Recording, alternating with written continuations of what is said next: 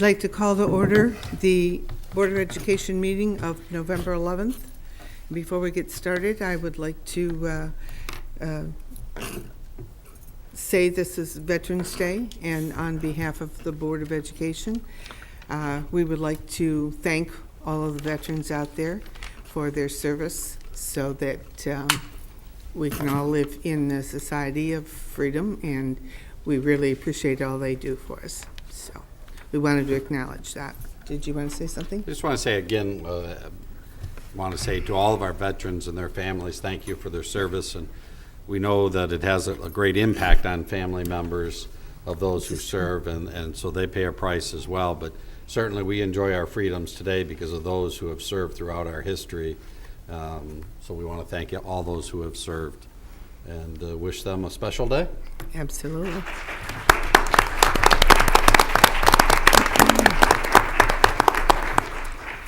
And we apologize for the late start. We had a couple meetings prior to this one. Next item, please. Call to roll. Trustee Berry? Here. Trustee Guido here. Trustee Lane? Here. Trustee McDonald? Here. Trustee Schellis? Here. Trustee Schoolmaster? Here. President Adams. Here. Next item. Pledge of Allegiance to the flag. Mr. David Higgins, Principal of Becker Elementary School, will introduce students who will lead the Pledge of Allegiance. Good evening, Board and trustees and Mr. Whiston. It's a privilege to be here tonight representing Iris Becker Elementary and to be joined by two of Becker's finest. I have fifth graders Batul Faraj and Haider Alanoun joining me tonight and to lead us in the Pledge of Allegiance, and especially honored since today is Veterans Day.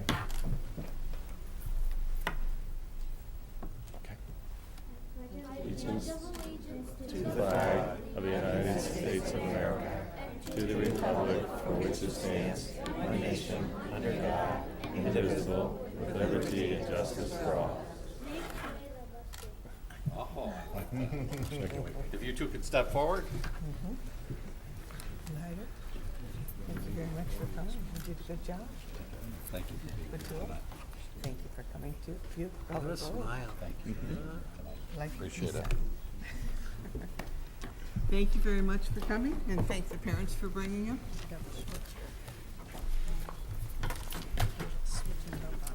Next item. Superintendent's update, agenda items. No agenda items, but 5 quick items on non-agenda items, mostly legislative issues. One, as you know, the state has a color-coded system that was implemented this year for grading schools.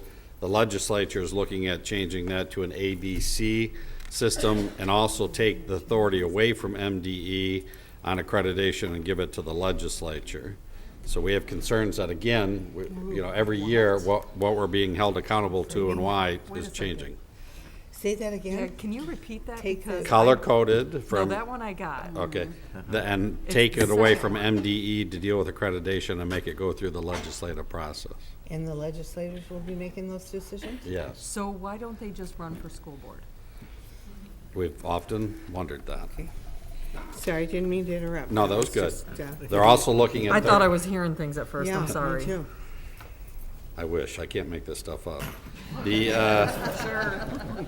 have that good of imagination. Third grade, nightmare. Third grade retention is another issue. And again, if students aren't up to a grade level in reading by third grade, they'd be subject to retention. Dearborn, we're dealing with that through a parent contract. I think that's better because it allows us to create a partnership between us and the parent, but also it understands that each kid develops at different levels. So I'm very concerned about saying that any child not on grade level at third grade would have to be retained. Can I ask a question though? Yep. What are we gonna use to determine grade level? Because, They would I mean, use the MEP test at that level. the MEP test at that level? I mean, because the SRI scores seem to be a little exaggerated. I think as our kids get Very generous, saying that my 8th grader's reading at a 12th grade level. They are nationally normed tests, but I do agree that when kids first learn to take tests on computers, you're going to see a variety of scores. And I think the more our students get used to taking tests, I think you'll see that disparity level go down. Well, no, I'm talking about scores being exaggerated, Yeah, meaning. right, saying ninth grade instead, maybe he's, I don't know, seventh grade or something. Right, or it's the banding. Right. You know, and what we determine the banding to be. The next one we talked about before, and that's requiring districts to have EpiPens. It looks like that one's going through, and their notion of paying for it would be to ask us to ask for volunteers in the community to donate them. Oh, that's nice. And who's going to be responsible for the use of them? We, the administration and staff. And the, Are they going to pass legislation requiring us to? Yes, Okay. But no funding to go with it, or training. or training. Or no funding, no training? And no just responsibility. legislation? Just Okay. legislation. It's really terrible micromanagement of the school districts by the legislature. They really need to, we all need to take action and talk to our legislators. Amy's right. If they want to get involved in management, then direct management, they need to, No, because we're not even involved in direct management. well, they need to become school administrators. know. I mean, school boards It's are oversight. micromanagement to the worst Yes, level that's what I was to gonna mention. mandate what And individual we always say third that we need to graders- talk to our legislators, but our legislators are wonderful. They're not there long enough. Well, ours Yeah. are absolutely wonderful. There's nothing that we need to talk to them about. Other legislators need to be talked to, not ours. And the last one is emergency drills, changing the number of drills. And then if we're gonna do an emergency drill, like, you know, Fire drill. no, those I'd be okay with. This is more like if we were gonna do an active shooter drill or something like that, that they want us to publicize it so that people know what our practices are. Well, you know, you talk to the police and the FBI, that is the worst thing we can do, is to inform people of our practices. So, you know, it's very scary, these issues that the legislature is looking at right now. How close is that? I mean, I think all of those are very seriously possible. If people don't hear from, as you said, our Senator Mo Hood and our Representative Duraney are on board with us, but other legislators need to hear that these are things that should be left to the school boards, not to the legislature. So if you have friends and family that live in other counties, give them a call and tell them to call their legislature. Right, exactly. And this is important issues that need to be taken care of. are we working with our lobbyists on these issues? Yep. yes. I know Wayne County Research is also with Kathy Mary at the county. And you know, I used to fill that role, and I think this legislature is almost lobby resistant. I mean, it's gotta come from, our lobbyists are working, but it almost has to come from organized parents groups, because I just don't think they care, if I put it bluntly. So, the last issue I want to mention quickly is I did send you a draft reform committee recommendations on education, so if you get a chance to look at those, let me know your thoughts. If there's recommendations you like or don't like, so that I can send that information forward. And that was my happy legislative report. Can I add one more to that? Apparently, it's at some stage of being introduced, but I think that people in the community need to know that in addition to the meddling that's already going on, there's another bill that's apparently being proposed, and we have some kind of an alert on it from the Michigan State Police that there will be a bill introduced allowing open carry of weapons into schools. Superintendent Whiston, can you maybe help me with this? I think that's a proposed legislation, but Right, it's not there's- out of committee yet, but it Correct. is something that I'm very distraught. I'm not concerned, I'm distraught that this would pass or even be introduced into the Michigan legislature, that people could open carry weapons into school facilities. I can't imagine. Yeah, right now, I think they can do it. I mean, I Yeah, think- it's legal, but Right. it needs to be Well, no, made. because I think schools I are don't- no-gun zones. Right. I That's don't all of think our s- perceptions, but that's I not don't think so. reality. I don't If you think talk so. to the police department, if I were to call the police and say someone just walked into X school, you know, Carrying. police can't do anything about it. Federal law supersedes state rules, And and an so open we're carry is a shockingly to federal find law. out that they can. So everybody in this audience needs to take action on that. I think it's, we can't just sit anymore and let these things even be introduced. It is outrageous, considering what's gone on. And we're 1 month away from the anniversary of the Newtown shooting. If people aren't distressed enough with what's happening in the Michigan legislature, that ought to make you. So, thank you. I see another state bill about allowing tasers in buildings. Well, I'd rather have tasers than guns. At least those don't tend to be available. Yeah, so. But yeah, no. everything is wide open. Okay, that That's it? it. Next item? Citizen participation. Citizens wishing to address the board on agenda and non-agenda items for action who are signed in by 7:10 PM by submitting a blue card to the secretary may speak at this time.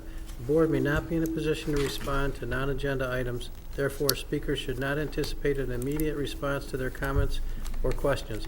For the benefit of all concerned, do not mention the names of students or school district employees, and please keep your comments as brief as possible. The board president reserves the right to limit times. I have no blue cards on agenda items, but 2 on non-agenda items. The first is from Chris Sipperly, president of DFT, wishes to speak to the board about the Dearborn Federation of Teachers Members Pledge.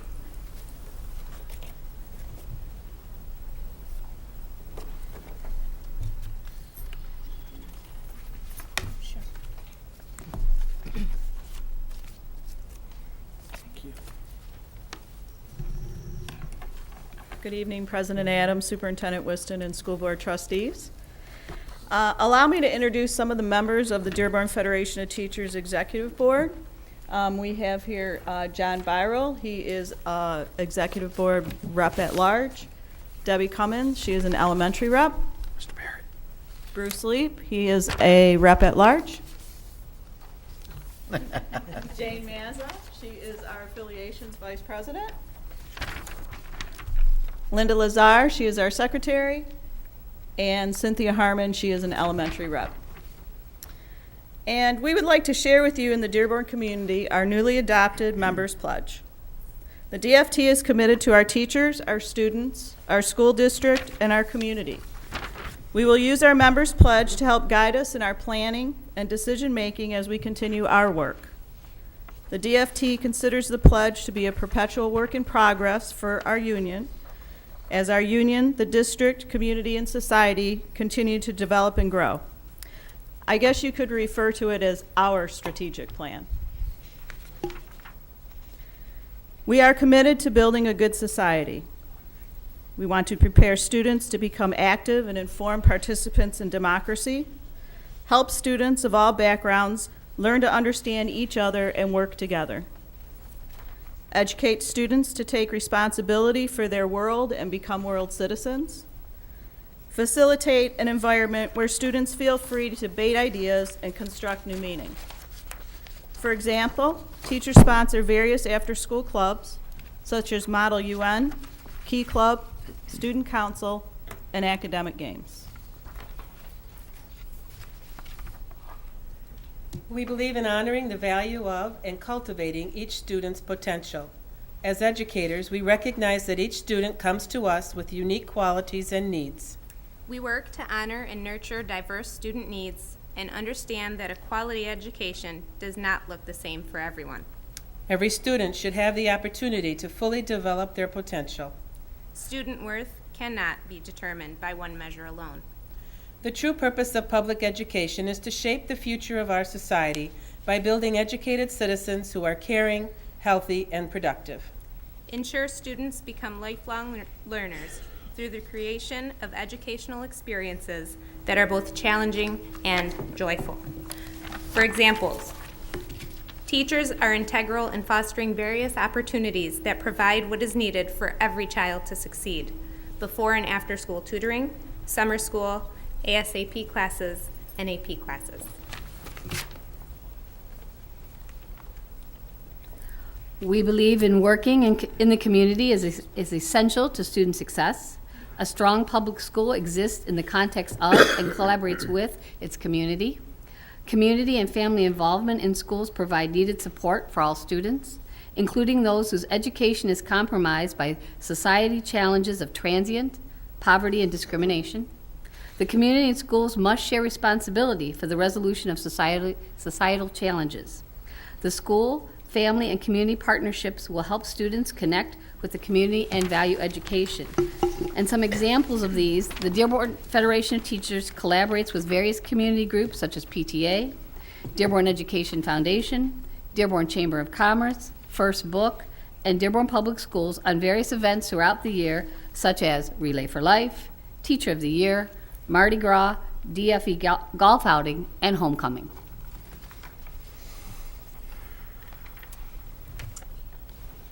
We believe educating students is a craft that requires talent and committed professionals. Education is one of the most complex tasks in our society.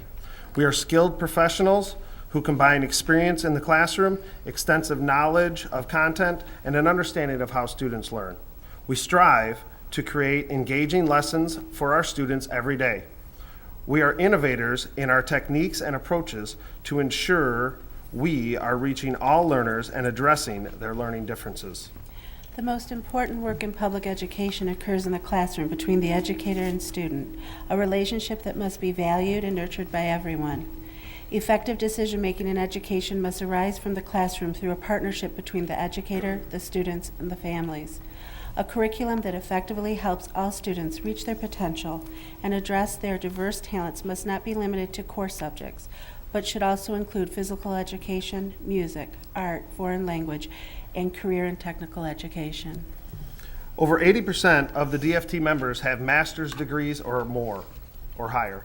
DFT members co-chair the elementary and secondary PD committees and the teacher evaluation committee. DFT members are represented on various district-wide committees such as curriculum assessment and strategic planning. Well, you should be. We are committed to working collectively as a powerful force for justice, change, and democracy. Because we believe a good education is the heart of a good society, the Dearborn Federation of Teachers has a long tradition of initiating policies and developing values that have improved public education. We actively work with the school district to create structures critical to recruiting, supporting, and retaining high-quality professionals. We advocate for students tirelessly and work diligently to foster a learning environment so that all students are provided with an excellent education. And we believe all students can be successful in school and in life. And as an example, we helped with the recent Smart Bond, getting support out for that. We've hosted town hall political meetings with the community as well as students and parents to keep them involved. And we're very proud of our ability to work with the school board and with administration in a collaborative manner to solve problems, because these are definitely tough times, and I know that's not the case everywhere. So thank you very much for your time. Thank you. We would like to thank you. I think this is a very important statement. Just what you said, I think the collaboration between the teachers and the school district is so important, and it doesn't happen everywhere. I know that. So we appreciate it. We appreciate your putting it in black and white, and thank you. Thank you.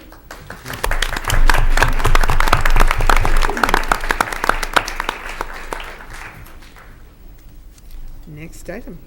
Second blue card is from Mrs. Cynthia Harmon, wishes to speak to the board about math books. Now I will perform one of my duties as elementary rep. My name is Cynthia Harmon, and I am representing the teachers of the elementary schools. And thank you for letting me address you.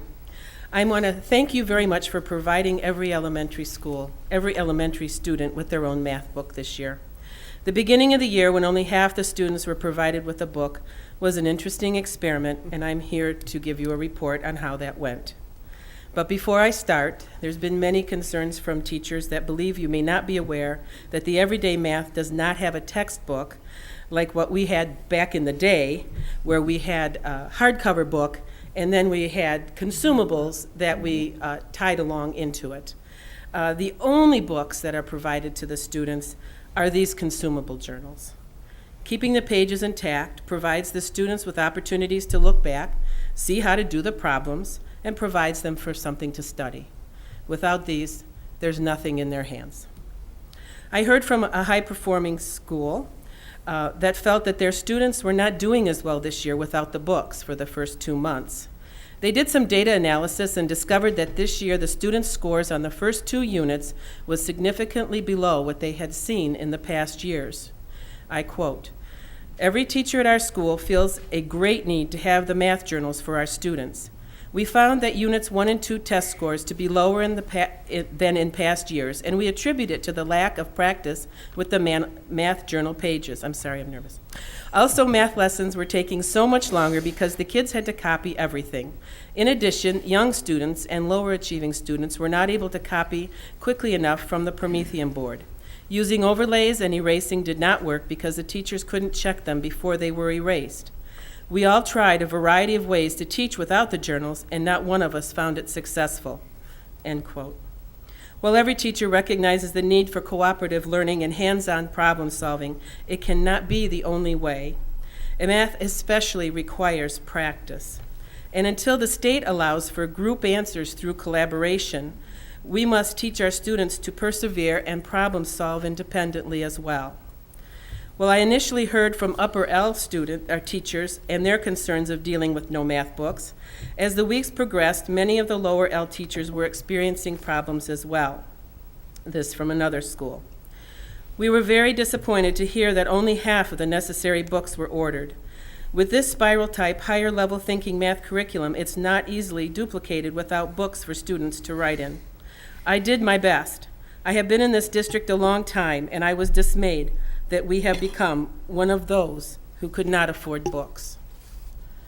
I am thrilled that each student now has their own book, especially for the little ones. It was much too hard. At times, the lessons got lost because I was teaching skills such as how to write in a notebook or how to share the journal so both partners can see and read. The math workshop did not run smoothly for this reason. I sincerely hope the commitment is made to continue to purchase the journals for each student." End quote. We're sure that this was an economic and not a best practice decision. We're all feeling the pinch of the reduced funding. However, providing appropriate practice and homework was requiring copying reams and reams of paper, not to mention the difficulty of finding copyright permissible material or the time involved in creating original material.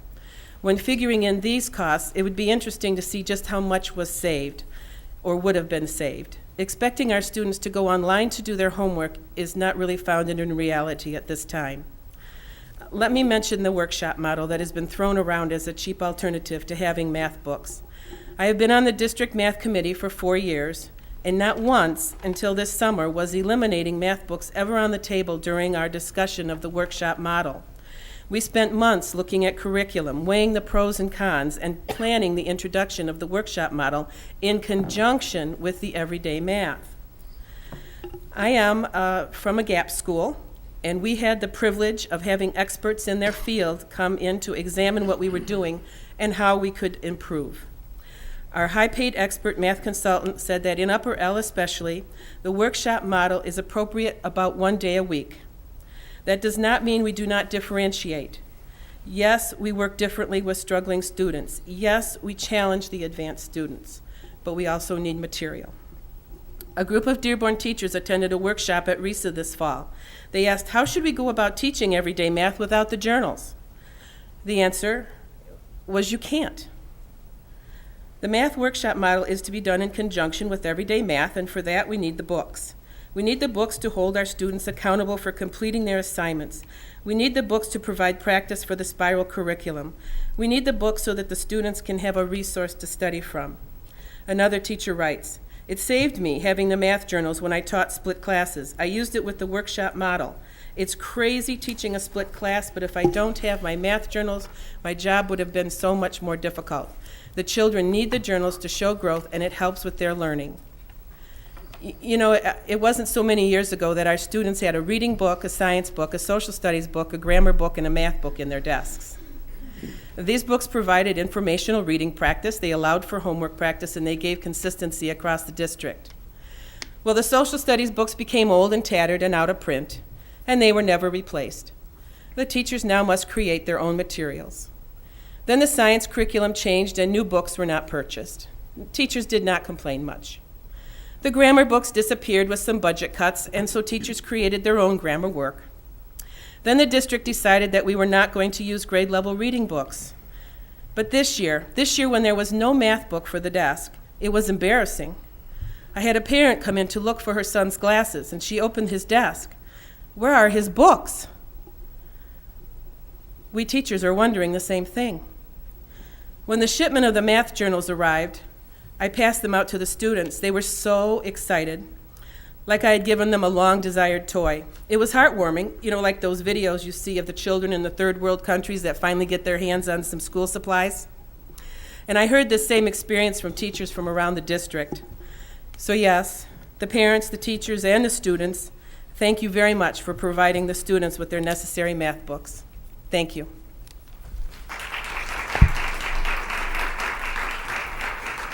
I'll just inform the board that was really my mistake. I met with Andy and Chris at our normal president's meeting, and they both brought it up to me that we didn't have the journals, and I had misunderstood a recommendation that was made to me about moving forward in math, so that's why only half of them were ordered. So it was just a mistake on my part, misunderstanding a recommendation. But as soon as Andy and Chris brought it up to me in the same meeting, we took care of it right away, so I apologize for that. Trustee Lane? I know that I was one person who complained about some of the costs of books, and I don't know what the price is for this one, but I recall over the years when we've ordered books, we will see a bill for $250,000 for math for one level. So across 13 levels, and my objection is, and it's not an objection, I don't know, is this $250,000, and I asked about this one, it was a consumable.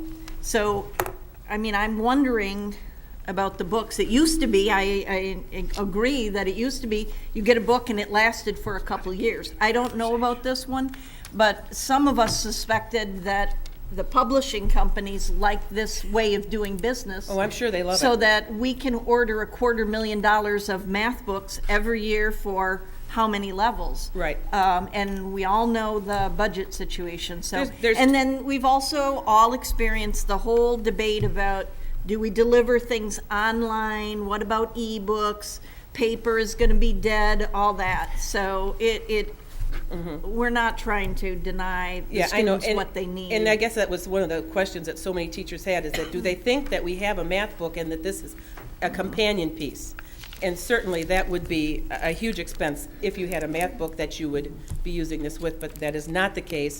There are curriculums that provide just a hardcover math books that students would work from, but this is it. This is all we have. And is this the one that's approximately I'm sure, $250,000 a year? because there's two volumes each year for each student.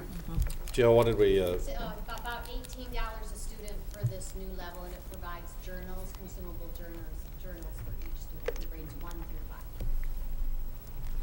5. $18 once a year or twice a year? No, but just once a year, so it's about $170,000. Trustee Guido? but again, this issue has nothing to do with that. It just, I misunderstood the recommendation, and when it came to my attention, I misunderstood it. We ordered them within, moments. Expedited?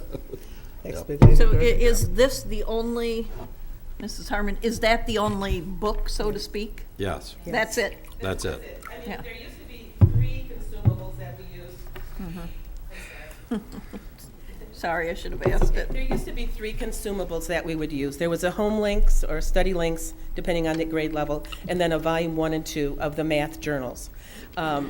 And we said, as a committee, we surveyed the teachers, and we said if budgets are an issue, which we all know they are, we said we could get by without the study links or the home links, because those were, they were like one topic on each page. But that this, with the spiraling of this particular program, the students have an opportunity to revisit and retouch each concept over and over and over again, so that there's consistency throughout the year. There is a hardcover reference book that looks like a dictionary, but it is really not a math book like we would expect. And we did not order new ones of those. The online component will allow us to print home links if we need them, a particular page. But of course, these are copyrighted, and they knew we only bought half, so they were watching us close. And, you know, I'm sure a lawsuit would not be in our best interest either. So, okay, thank you. Thank you. Trustee Rudy, I you have your just, hand up? as listening to this, I was just wondering, is there not a math book available that can be used from year to year? Is it not available, or do we just choose not to go in that direction? We I use think- everyday math. Yeah, it's everyday math, so it's Yeah, the system we're companion using. book. But I know they're looking, and I know the math committee is looking at options and how we move into the future, so. Because I can't imagine math changes from year to year where it would be outdated that quickly. Well, the way we teach it does. Yeah.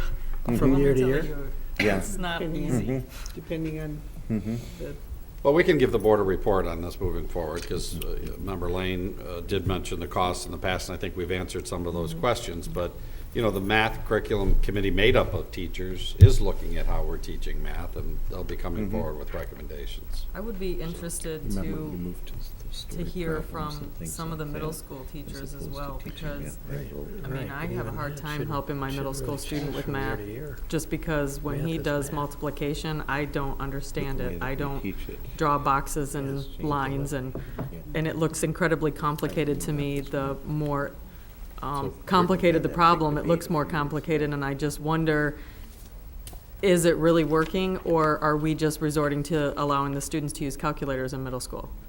Because that's what they do now, basically. You know, once they get to middle school, they just start using calculators, and so they don't necessarily understand the fundamentals of what they're doing. We'll have a report made up of teachers to you on this topic coming forward. You know, I just wanted to respond quickly. You know, the fact that the parents don't know, they're out in the cold, that would be a good project for the PTAs, you know, to have an in-service, if you will. Well, we do have math nights at most of our schools to work with Yeah, parents something like on that would be helpful, probably, to parents. Well, and it would be interesting to me to know how many of our math classes in middle school are allowing calculators for tests. I know I went to school back in the day, and it's been 100 years since I've been there, but I wasn't allowed to use a calculator until I hit calculus. To me, it's unheard of that a student that isn't even learning algebra yet would be allowed to use a calculator. And it's been a constant, and I just wonder how much we're crippling our Math slide students rule. by making them so dependent. Yeah, I used one of No, those too. I have a slide rule. We didn't have that. I in used a slide calculators. rule, I've used Yeah. an abacus. I used the abacus. I used a key punch machine too. All right, we will come back with a report on that. Trustee McDonald? Real quick, my point was, we're trying to really make a partnership with our parents, and that just adds a divide to the parents when they can't understand what we're teaching the child. They don't want to be near it. I had you to do know? research. Exactly. And And they were on the team that understand. implemented or asked to implement everyday math, were they not? Well, yes. I mean, parents you know, are it wasn't yes, too but that's long only a ago that we handful were of arguing parents. and we decided that, you know, this Well- was a better way to teach math because it And it may be. taught math logically. Yeah. I mean, it may be, I Right. just, you know, But and you're maybe putting a there's barrier parts to- of it that need to be supplemented in other ways, I don't know. You're putting a barrier with the parents, which doesn't need to be there somehow. And that's why I But think but this parent requires training is more important. reading, Yeah. does it not? Yep. This requires significantly Problem more solving. reading Critical and thinking. much more knowledge of the English language and whatever. And it supposedly is helpful for high-stakes testing, is it not? And if that's the case, why are middle school students using calculators? And how Well, would you those, know, how We'll would get a those students report. perform, how We'll would those have a report. students I- perform on the standardized testing without? Doing math is one thing, and understanding how to do the problem is another thing. Yeah. And everyday math was supposed to teach individuals how to analyze and do a problem, was my understanding. Well, I'm sure it does. Mm-hmm. It's just done in a different way. Well, but Amy's point is if they can't add 6 and 6, it's still not working. If they know how to analyze it, but if they We'll don't have a know the report. basic facts, right? If they can't add, subtract, multiply, and divide. I will be speaking with the president of the council tomorrow, to the PTSA council, and I'll bring that to her attention. That's a good idea. At least the parents that are interested, and I know That's some would be. Oh, definitely. Okay, next, are we done with blue cards? Yes. Next item, please. Approval of minutes of the following Dearborn Board of Education meetings. Executive session of October 28, 2013, Board Report 13-52, and the regular P12 meeting of October 28, 2013, Board Report 13-53. Recommended action, make any necessary corrections and move approval of these minutes. So moved. Support. Are there any changes or corrections to any of the minutes? Hearing none, we will attach a unanimous affirmative roll call, please. Next item. Recognition and acknowledgements, commendations. Do want to give commendations to Dearborn High Senior Angela Foz for being named a National Merit Commended Student. So that's certainly, you can read all about it, the student life, but it's certainly exciting news. We also have at Edsel Ford High School on November 14th from 6 to 8 p.m. over 30 colleges and business schools will be participating in a college night. All are welcome. You don't have to just attend Edsel Ford. So any student looking at colleges over the next few years should maybe attend November 14th, 6 to 8 p.m. at Edsel Ford. Not only will colleges be there, but I know there will be people from various careers who are going to be there to answer questions about, you know, different types of careers that students may want to go in and have questions about those. So any student in Dearborn is welcome at Edsel Ford on November 14th to learn about Career Day. And then we have Empty Bowls Dinner on Monday, November 25th, 4 to 6:30 at Park Place. Monday, November 25th, 4 to 6:30 at Park Place. Empty Bowls, which is is hosted by the Art Department, Park Place, and Starbucks and Buena Ventures LLC. Students make a bowl, and then you go in there and have soup and bread and pick out a bowl that the students made, and the proceeds go to help those in need. Wonderful program. I enjoyed that one. That's it on that. Unless the board has any. I do. Does any board member have any commendations? I do. I would like to ask William Mays, who's the Executive Director of the Administrators Association, and Chris Wygen from Wayne County Research, to please come in. Okay, I think I'm going to be upset with some people. Good evening, ladies and gentlemen. Thank you for allowing me to interrupt. Can we go to another item on the agenda? Interrupt your meeting for one of the happiest things I get to do every year. Every year, the Michigan Association of School Administrators selects, through nominations, a superintendent of the year for the state of Michigan. And this year, without hiding it at all, Brian, dear friend, colleague in arms, and great superintendent, you are MASA's Superintendent of the Year for the state of Michigan. Wow.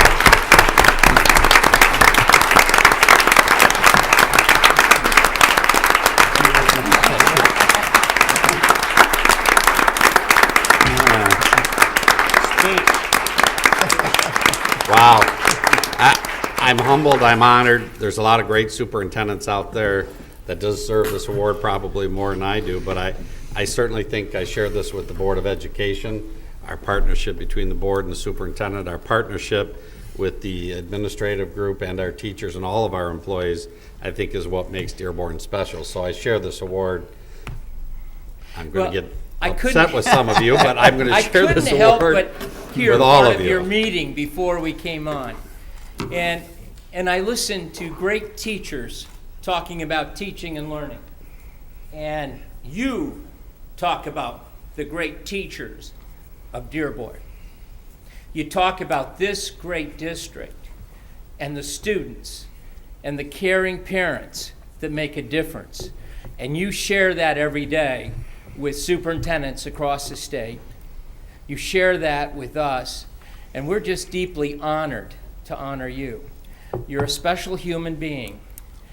I asked somebody today who's worked with you for years, who talks about what would one word be to describe Brian Whiston? And the word was integrity. It's truly integrity. Congratulations, Brian. Thank you. Well, good evening, everyone. Chris Wygen, I'm the superintendent at Wayne Risa, and it's nice to be here when we're not talking about the ISD budget or something like that. It is. But it's a thrill to be here tonight. It's a thrill professionally, but it's also a thrill personally. The one thing that I want to share, and one of the main reasons I think Brian is very deserving of this award, is a lot of us act one way in public and sometimes differently in private. And we hear a lot of people, and you've heard them, say they want to do what's best for kids.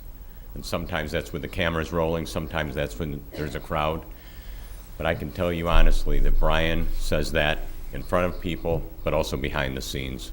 When we're meeting alone one-on-one, or when we're meeting with other superintendents, Brian is the advocate for children that he brings forth. And so personally and professionally, Brian, it's a real thrill for you to get this award. It's great for you, it's wonderful for Dearborn schools, and it's wonderful for Wayne County. Congratulations.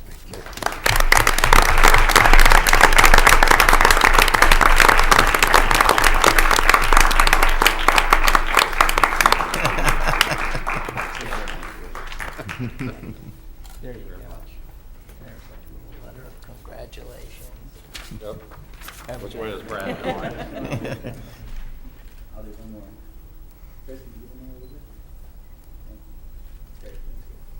And I do have,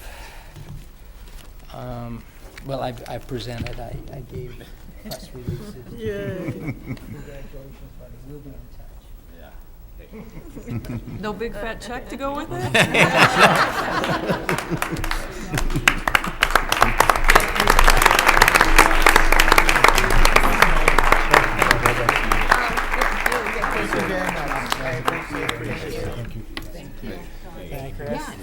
Caught off guard here.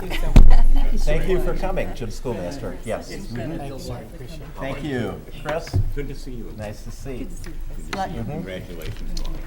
Thank you, Chris. And certainly I forgot to mention the parents. They play a key role in this partnership with. I didn't forget the I parents, know. because you're always reminding us. I know, but certainly, again, it's the partnership between the board, the administration, the teachers, and our parents that makes Dearborn special. And so this is for all of us, not just for me, but I'm going to get even.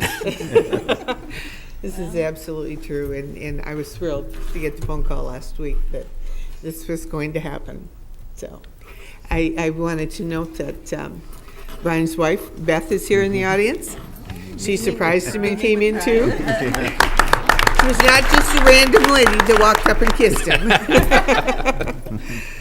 So congratulations, well deserved. We appreciate all you do for us, for the staff, for the students, for the parents, and I'm going to cry. Join in. There you go. Takes a good We're going superintendent to take and- just a very short break. I believe there's some pictures that people would like to take, so we're going to recess the meeting for just about 10 minutes. Those of you at home, bear with us. We'll be back in just a few moments. Thank you.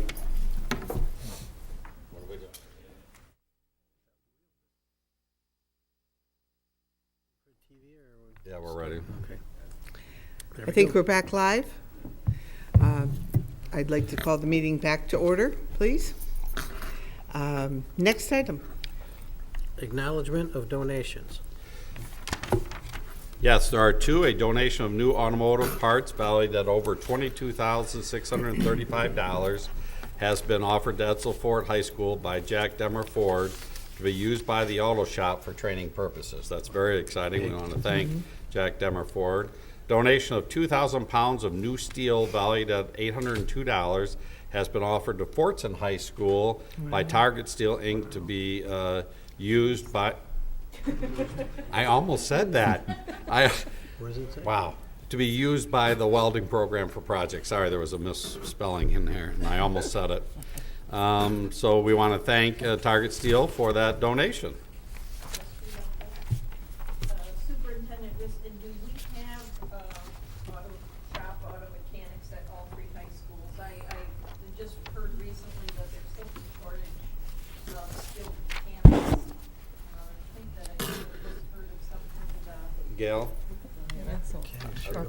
And what about welding also? A lot of the skilled trades, there's a shortage in a lot of these areas, and we have auto at all three of our schools. We actually are an auto teacher between Dearborn High and that's Ford High School, but we have that program there. I'm not sure about welding. We had run pieces of welding at Dearborn High with the same instructor, so I'm Welding not is at certain about Edsel. that. Etzel does, I think. Yes. And I think Fordson does, but I'm not positive, and And I don't want to wood? misspeak. I couldn't tell you that for certain. When I was there, it was Roy Girk, and that's been a while. We also have a great welding program at HFCC. Yes. But Dr. Jensen and I are, we are talking about expanded early college opportunities in the trades. And we'll be meeting with some union officials and some business officials to look at bringing proposals forward on an early college concept for the trade. and then the word needs to get out to students that these are really great occupations, and students can earn a good standard of living with them. One of the things that the Taylor School District does in cooperation with HFCC is they've evaluated their welding, HFCC has evaluated their welding program, and they give credit for prior learning for some of the welding classes on their way to get a certificate. And there's a extreme pay difference between knowing how to weld and being certified to weld. Right. About $10, $12 an hour. So we So look perhaps forward to- something that we can look into as well. Yep. Very excited about this possibility, so. It's all about choices for students. Yep, that's the key.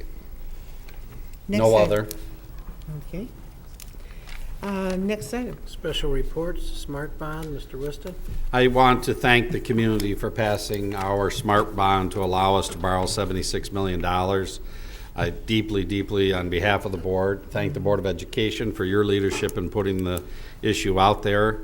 I certainly want to thank the community for voting for it, 68% or better. So thank you to the Board of Education. Thank you to David Mustonen for his leadership on the election.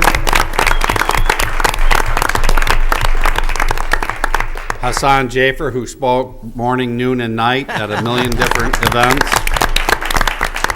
And I don't think Eddie's here, but certainly to Eddie for his work on the work committee as well. And the teachers union, administrators, cabinet, all donated significant funds so that we could run this election. That there had to be a yes campaign.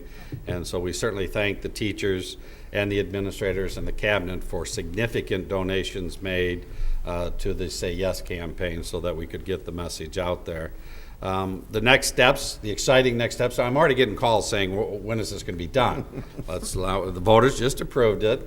We now are working, if I can, with the board right now on proposals to make this dream come true. And so we'll be working with the board on that over the next couple weeks and hope to have recommendations for the full board from the board subcommittee at the December meeting. We are working with our financial team to see when it's best to go out into the market. We're hoping January. Sam, I don't know if you have any update on that. I haven't had a chance to talk to you. We're just still working with them. Okay. We hope to go out into the market sometime in January or February. From that time, once we know whether we're going to do this in a series or buy it all based on the interest rates we get, we then will provide a board with a project time frame and cost estimates so that you can hold us accountable both for the timing and for the accountability on the financial side of the bond. But we know it's going to take us time. We know that this is a couple of 2 to 3 years before we're going to be able to get all this done. I would like especially the additions to go like that and have them done because they're desperately needed. And you know, the schools, we were at another school today and there was a classroom and it's in an office. You know, it's just not good for kids, so we want to get moving. And so again, thank you to this board for your leadership and guidance. Thank you to the community. And thank you to all those who made the bond possible by either donating, volunteering time, giving presentations, asking questions. We did a ton of work, and even door to door, to get out there to inform the community. And I certainly want to I know the college too. I don't know if you want to come up and say anything. I talked to him. He'd like a minute. Mr. Jensen, Dr. Jensen, if you'd like to come forward from the college, but certainly want to thank everybody for the Smart Bond. Well, we too would, as representing the college, would like to thank our voters for their support for two measures, actually one for the reaffirmation of the 3 mills and one for the additional 1 mill. So we are extremely thankful for that, and also for the margin of support is, I think, significant at 71% for recertification of the 3 mills and 61% for the new mill. And I want to thank this board for their support, thank our co-chairs as well, and Becky Chadwick on our staff handled the information and data, and John McDonald and Teachers Union handled the advocacy. And just a little bit of data or a little bit of anticipation, as Brian was saying about the bonds. So these are mill levies, a little bit different, but the one new mill will take effect, of course, and then we'll realize some of those funds starting in August of this next year. So it's not immediate and those kind of things, but certainly we'll follow the pattern of property taxes and all those kind of things. But extremely thankful for the support, and you know, every dollar counts, but it's also the morale booster to me and to everybody else at the college as far as sensing that support from our neighbors here in Dearborn and part of Dearborn Heights. And what a privilege, too, to have a partnership with Brian Whiston and the P12 and continuing to see that foster, and I think there'll be great things ahead. But thanks so much to the voters and to this board and to the partnership with P12.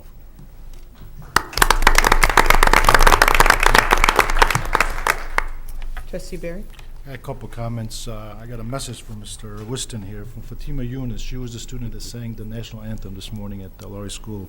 She said she knocked on 50 doors on election day, so don't forget her computers at Laurie School. I like that. Love it. She did. I'll have On a to be more one of the serious first note, now. we know our students are going to benefit from this bond, so we do thank the voters.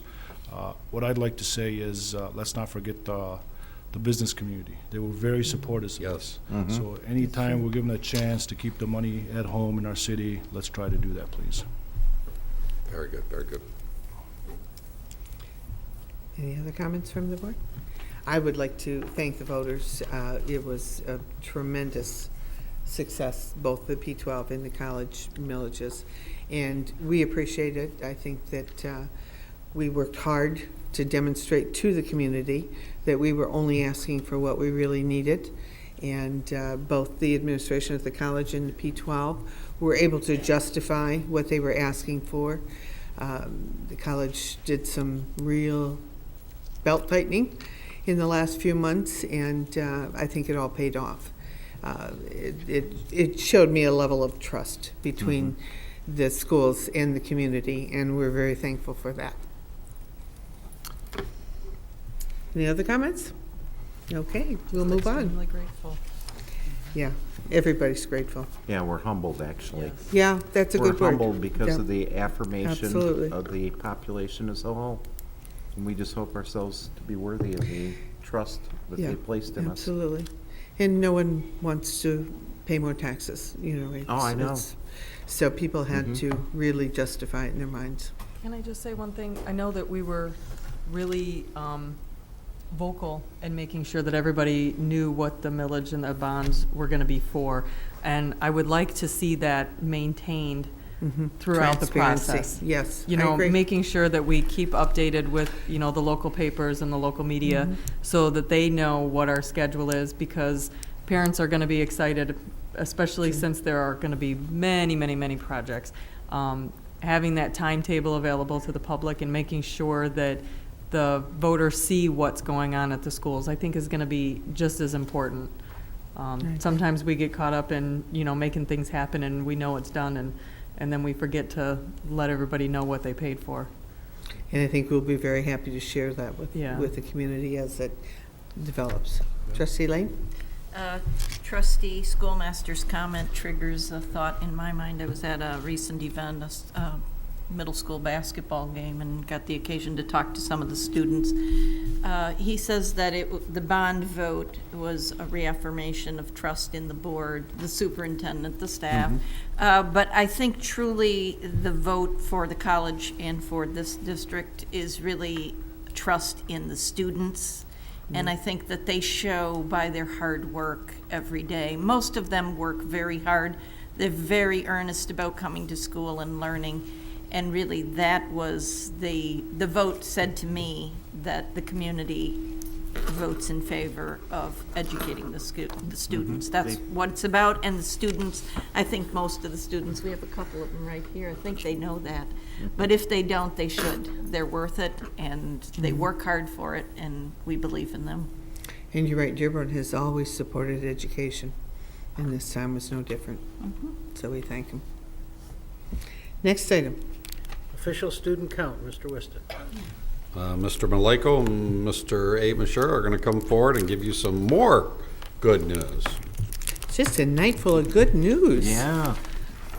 Good evening, President Adams, members of the Board of Education. I'm going to let Mr. Mashur speak to the specific numbers. Before you go on, Sure. I would, Mr. Maleko, Dr. Maleko was instrumental in the nomination for superintendent, and so I thank you. You did the paperwork, and obviously, if I ever want to win an award, I'm going to have you right by. Yeah, really, if I can win it, I mean. And I had some support from I know Mr. you did, Whiston but thank you and- for You're welcome. Thank you. initiating that and following through.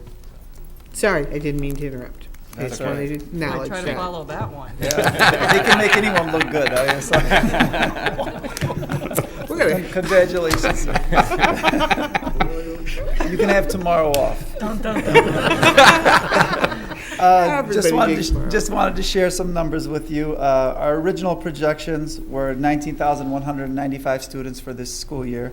Our revised projections late last spring were 19,450. And then our actual projection as of October 2nd, or not a projection, rather, our actual numbers as of October 2nd on the official count were 19,464. So we got a little more students than we had anticipated, but obviously we welcome all the students to our schools, and we hope that we can continue to grow as a school district. It's a good thing. Thank you. Trustee Blackburn? I have some questions / observations that concern me.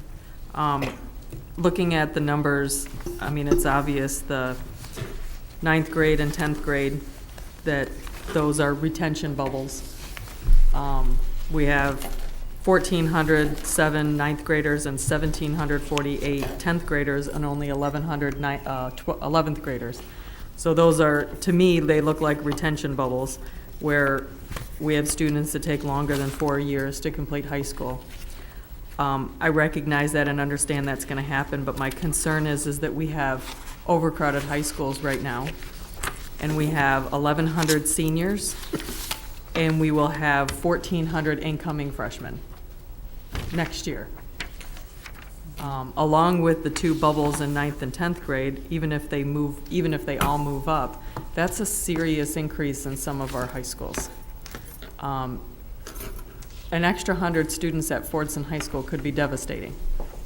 So I guess I'm curious as to where this jump in freshmen next year, where they're going to end up going, and is this something that we need to start planning on so that we can address this before June? I think we are looking at some options for additional classroom space. And you're absolutely right, that's something that should be I mean, probably we considered have, in our this isn't, talks. yeah, it's not new information. We need to start planning because the bubble's not going away because 6th graders, we have 1,500. So if you follow this up, if you look, 3 years into the future, we're going to have some seriously overcrowded high schools. And are we looking at alternatives? Well, certainly, that's good news that we're going to have overcrowded, and certainly we're hoping a lot of them are going to take advantage of the 5-year plan, which could significantly solve overcrowding. I mean, if we had 500-600 kids taking advantage of the 2 free years of college, free to them, not to us, but that would solve that bubble. But if it doesn't, I don't then know we if that have, would solve the bubble. well, If you look from sixth, 7th, 8th, and 9th, right, but then mean, you'd have that's- 1,000 kids moving forward or part-time in the high school instead of, you'd have 1,500 part-time in the high school instead of 1,500 full-time in the high school, and that would make a you mean difference. 500 students at each building taking? No, well, I'd love to get to that. Would be like my dream, but I think 500 total. So how does that make 1,500? So if you have 1,748 kids, you get 400 or 500 into the college program, that means that number forward is more in line with the other numbers, is what I'm saying. Now, Oh, you mean so every year there would be 500 students from each class, not 500 right, total? right. We had 70-some in the first Yeah, class. I think that's optimistic. It probably is. I think Gail's it's thinking very, more. Gail thinks more very like a couple ambitious. hundred. But it's free college. We got to Right. keep educating. Yeah, them. I get it. I mean, I But understand. you raised the valid but, point that we have to be looking you know, at. if we're gonna have that high of retention rates, if the 11th grade class is 1,100 students and the 10th grade class, unless there was a big baby boom that I didn't hear about, 1,700. are unusual numbers. That's 600. Right. I mean, then that's.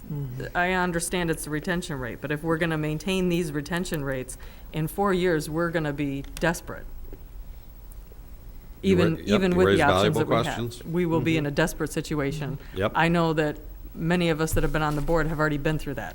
I being one of them, and I don't want to go through that again. I don't want ring around Fordson with portable classrooms. Yeah, we were talking about that today, actually. Yep, No, I I understand. agree. We'll get, And, you know, I think there are some options as far as additional space that we're looking at.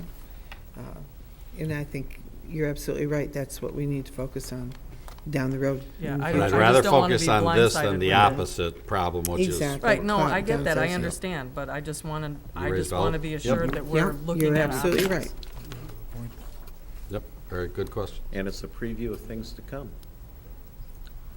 Yep. Because we are But- going to have to look at space. Mhm. Maybe expanding the math. Well, and we also need to Center look for at what we Family need to do to Technology. get students off. Maybe, Ninth grade academy maybe somewhere? even a ninth grade academy, Yeah. a lot of different That's what I'm options. thinking. Or possibly a 10th grade academy. 10th grade? Well, I mean, we need to whatever. figure out what we need to do to get some students off of the 5-year plan.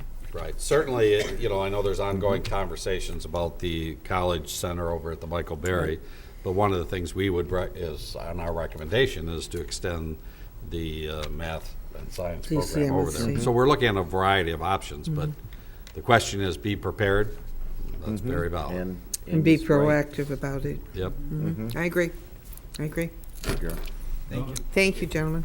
The numbers I'm to the sorry. left here, I don't know if those are the correct numbers. those aren't the correct Yeah, ones. we'll get those. All the hours that Joel, Mary. I Brent, know. you don't- I just looked at that and said, oh, What those are we don't look talking, right. capacity Capacity numbers? numbers. The one that We gotta stands update out the is that capacity. Lowry. Oh, let's Lowry's update the awesome. chart. Yeah. Or Henry Ford. We spent a lot of time to get those 915. capacity We numbers. sure We'll did. get 'em We on got the good chart. numbers. Not right, 'cause Yeah. Stout No, is I noticed it myself. 927. Yeah. We set that at 700. That's what we get for just taking an old form and filling in numbers. Was this sent out to the public? Attention to No. detail. See, we noticed.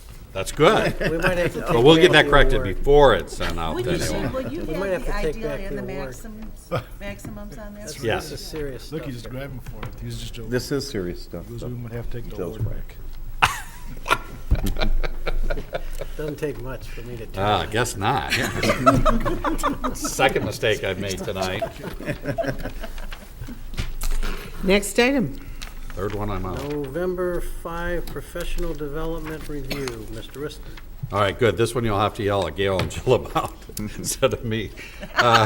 November 5th, professional development. We'd like them to come up and talk about what happened and the reviews that we got from those meetings. Okay, good evening, an exciting evening, to be sure. Elementary professional development took place in 5 separate buildings and was very well attended by over 400 elementary educators from all departments, special ed, bilingual education, our support staff, our administrators, and of course, classroom teachers. The focus continued on Common Core state standards for the English language arts and the math as well as science, working on the science, social studies, and using technology across all of the content areas. We especially would like to thank the staff and administrators of Miller Elementary School, McCullough, and Henry Ford Elementary School because a huge number of educators About 130 attended professional development at each of these schools, which certainly takes a lot to prepare for hosting these sessions. We had almost 100 teachers facilitating sessions for their colleagues. So again, truly a collaborative effort by not only teachers but also administrators to prepare for this day. So again, the Professional Development Committee is still working through and summarizing the evaluations, but leafing through and skimming these, they look to be very, very positive and well received. Thank you. Most of the secondary teachers attended Etzel for their professional development this time, with a few exceptions, like our counselors who went over to Wayne County RESA for a special session just for them. Almost all of the sessions were facilitated by our teachers and our administrators, and I'd like to thank all of them for doing that. It's much more efficient and adds a lot of credibility when your colleagues are presenting to you. In the morning, secondary administrators met in content area grade level groups and worked on the implementation of the Common Core. In the afternoon, teachers made some choices, and I'm going to share with you a couple of the choices, the many choices that were out there. So graphing in non-math classes, SciOp in secondary science classroom, clear learning targets for English language arts, and talking to text with primary sources. Those are some examples of the choices teachers had. We had a wonderful day, and feedback has been very positive, but as Jill said, we're compiling the results now. We really are enjoying our collaboration with the DFT and the Professional Development Committee. They help us with that collaboration by tallying results and also help us obtain presenters. So it's really a good thing that they're on that committee with us now. Thank you. I think that's a good idea to have the trainers from within. I think that's good use of our talent. Yes, thank you. Mm-hmm. Thank you. Next item. And lastly, district literacy, Mr. Whiston. Dr. Choko will come forward and give a quick report on district literacy at the elementary level. And she has some supporters who are helping her. That's right.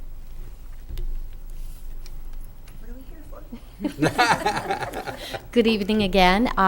You've heard a little bit about the Dearborn Teacher Reading Academy, which is a new professional development program designed specifically for teachers to further explore the components of effective reading instruction. And instead of me telling you all about it, I invited a couple of the participants, the recent graduates of the academy, to come and just share a few of their thoughts. So we have Ellie Hamoud, who is at Laurie Elementary, 5th grade, and we have Mary Namath, who is a teacher at Stout Middle School. So I'll turn this over to Ellie and Mary. Thank you for coming and waiting. I almost did forget why we came. I thought it was going to be a very hard meeting, and he started out with the horrible news, she started out with the gun thing, and I went, oh, I have to raise them up. I got to come up here and entertain you. I would like to start out with a bit of an analogy of this academy, because I'm going to take you, I have 5 children, and each of the 5 children picked 5 different sports. And so as a mom, you're going to the sport and you don't know about the sport, so you have to learn a little bit at a time. And my son was a mini-mite. It was right when they first started, the little hockey guys.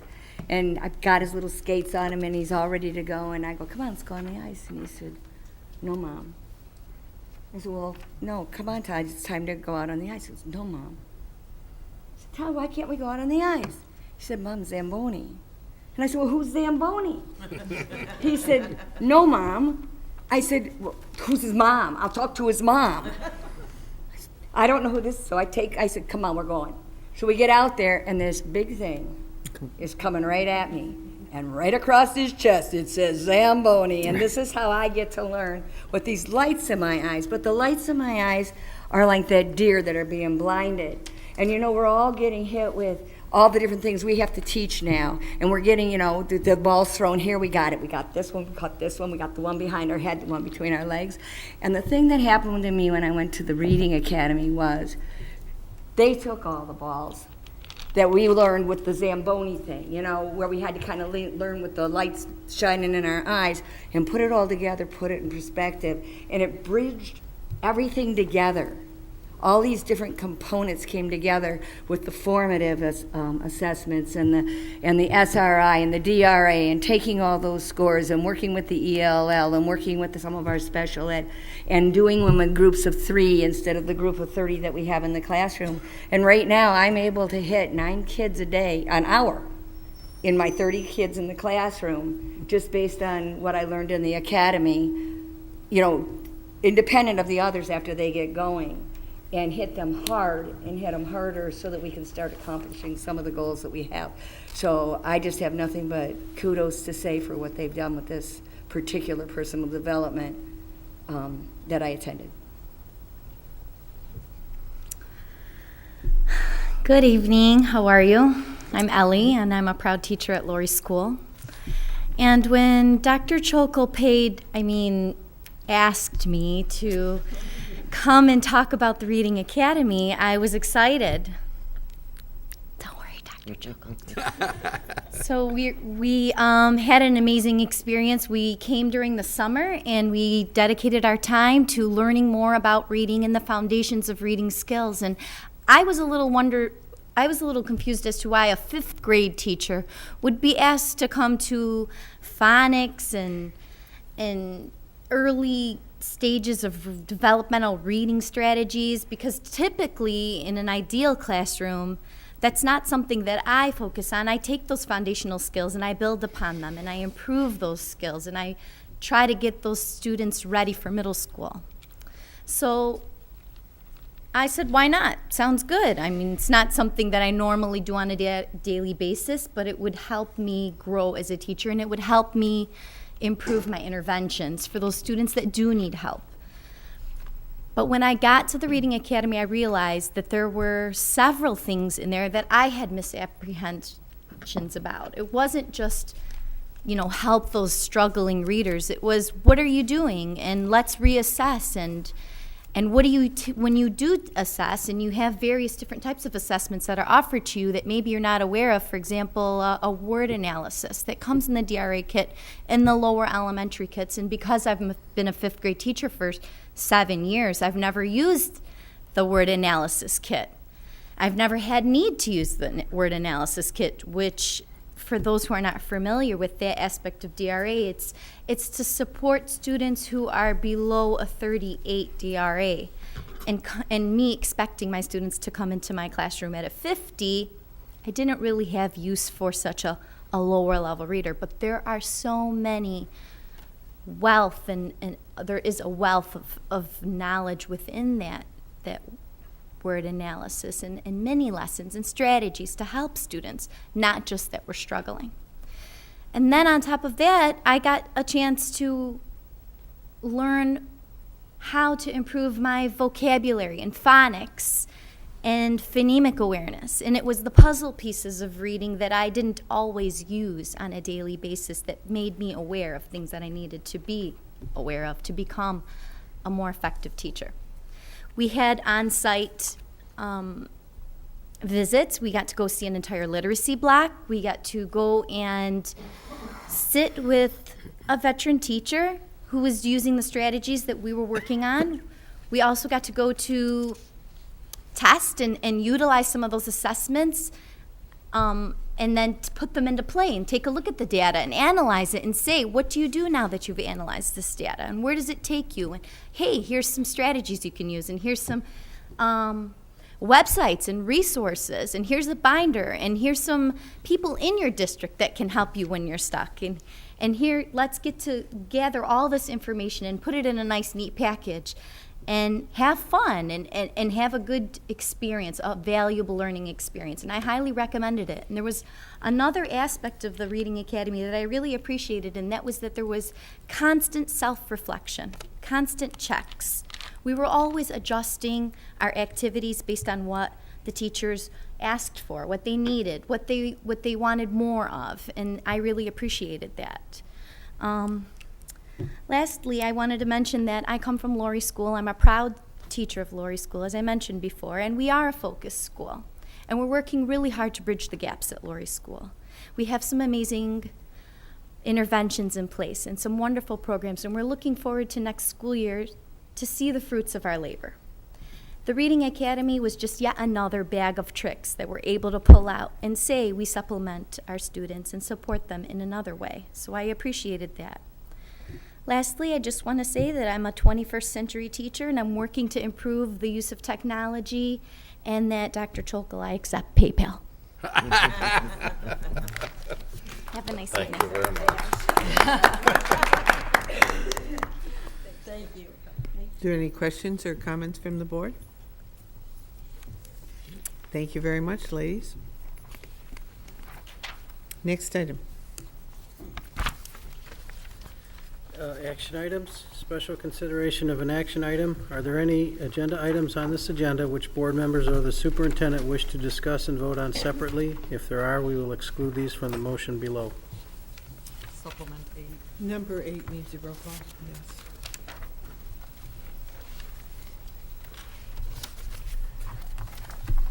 Any others? Okay. Recommended action, move that action items numbered 1 through 8 be approved as recommended in this agenda, with the exception of item 8. So moved. Second. Are there any questions on numbers 1 through 7? Comments? Hearing none, we will attach a unanimous affirmative roll call. Would you like to read the summary? I would love to. Thank you. Item 1 was the approval of warrants, which are items for payment by the district and have been reviewed by the administration. Items 2 through 5 was the approval of non-instructional and instructional personnel items for P12. Item 6 was the approval of the financial statement, and item 7 was the approval of donations. And we'll return to number 8. Item 8, expulsion of Fortson High School student.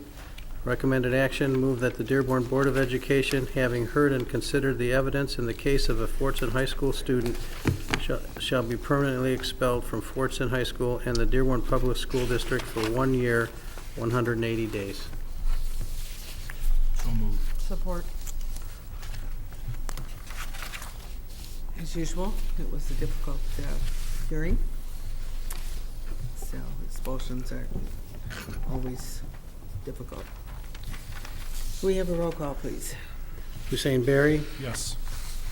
Joseph Guido, yes. Mary Lane, Yes. Roxanne McDonald, Yes. Amy Shellis, Yes. James Schoolmaster, Yes. President Adams. Yes.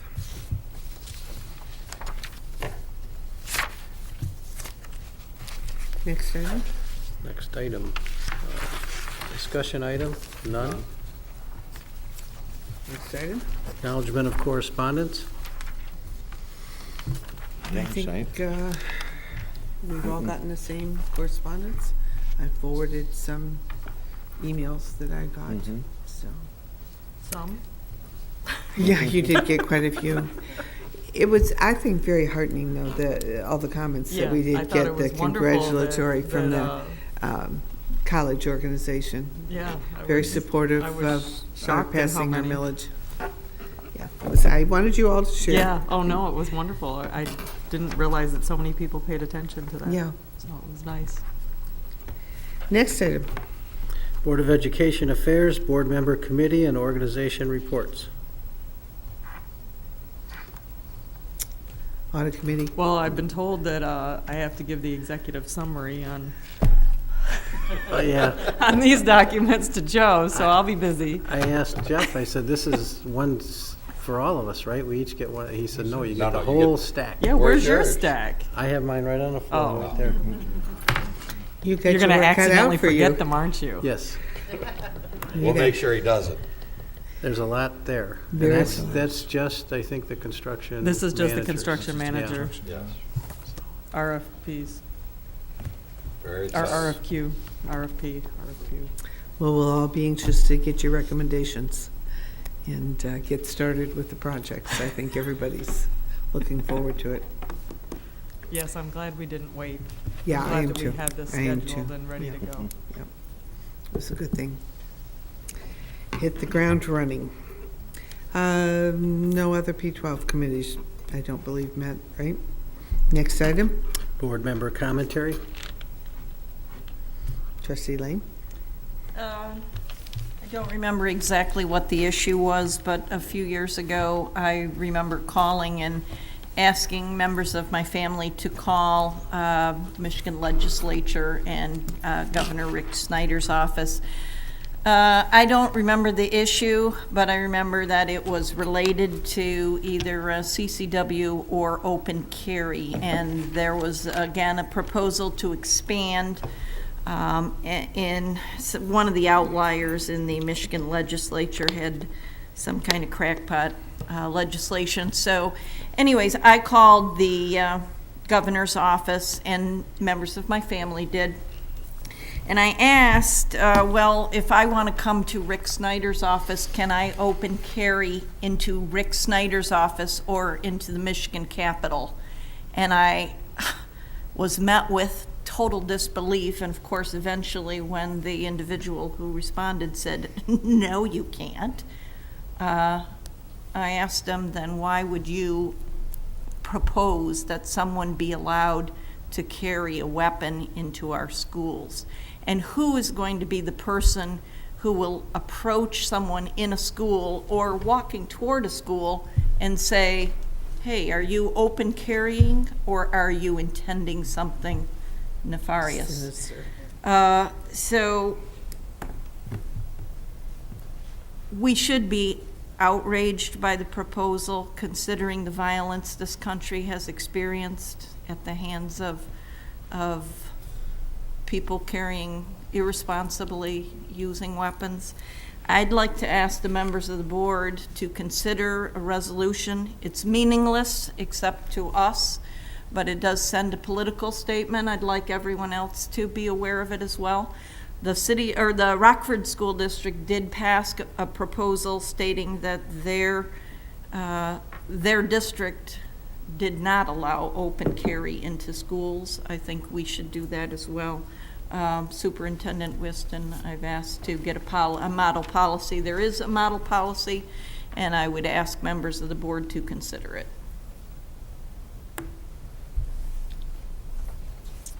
Point well taken. We should probably consider that from the intermediate level as well, from Wayne, the whole county. See if we can get strength in numbers in addition to just our district. Yeah, Wayne County, yeah. We won't be meeting until January, but I think it's a wonderful idea. And, you know, if this board agrees to a resolution, I think it should be sent to Wayne Reza and, you know, whoever else needs to be aware of it. And hopefully other districts will. But I can tell people that it did, when I was calling, it did not take a lot of people to flood Governor Snyder's switchboard, and whoever are the legislators that are pushing this, it would not take a lot of calls to get them the message that this is not acceptable, because even if their county agrees with it or their district agrees with it, the rest of us do not. And we're sick of it, but we need to make phone calls in order to quelch it as soon as possible. We don't need this in our schools. We have plenty enough to deal with without something additional like this. This is, to me, the saddest commentary that one could make on our schools, that we need to pass legislation to prevent people from carrying guns. I mean, what kind of commentary would we want to... How sad is that as a commentary? Did you even have to have that discussion? Yes. We don't allow people to smoke on our property. I know. And we don't allow kids to buy Coke in the middle of the day. You know, that's it's Coca-Cola, just too. Coca-Cola, sorry. Thanks, Jim. See, I wasn't even going there, but I didn't even think about that. It's sad that you almost have to restate the obvious. Well, it's sad that legislators are considering doing that, too. Well, that's because the legislature is trying to be school board members. Yeah, but if they were trying to be school board members, they wouldn't do that. I didn't say they were being good school board members. That's for sure. This is true. But we all need to resolve to make a few phone calls and ask someone else to make a phone call, and then this kind of insanity will be stopped. Do you happen Can- to have yeah. a list of who the legislators are that are Can we pushing find this? that out? Yeah. Yeah, we'll There get is, it to you. it was. Yep, Yeah. The names of the legislators, yep, absolutely. yep. I think it's an excellent idea that Very they should good. pass open carry at the Capitol and then worry about the schools. Right. You know, when they pass It's that. good for them, Yeah, then when it'll they be- pass that, then you can tell me how to live. You know, if you could even remotely come up with a reason why that should even be considered, then you could debate it, but you can't even debate it. There's no sane reason It's that outrageous. you would Yeah. allow that with kids. We just expelled a student for having a weapon in school tonight. No, it's not a gun. And it wasn't even a gun, that's right. Any other comments? Next item. Request for information and/or future agenda items. I've got 5 so far. I was gonna say, I think we've been doing that, all night long. Any others? Next item. Superintendent's reports, personal commentary. Again, just thank you to everyone, to the Board of Education, the teachers, the administrators, support staff, everyone, parents. It's quite a shock and an honor to receive this evening. So thanks to Glenn and Dave and Dawn and the team who put it together. So I like celebrating others. I don't like celebrating myself, so let's just move on. We know that, we know Yeah. that. Made but the right choice. Do you have to go out and? I don't know what happened, so this is such a shock. I don't know. What goes along with the title? You We'll don't find know. out. Yeah. Like Miss America, you have to appear at I'm not doing parades. swimsuit, I'm sorry. I'm not doing the swimsuit competition. I'll go one farther. Speed.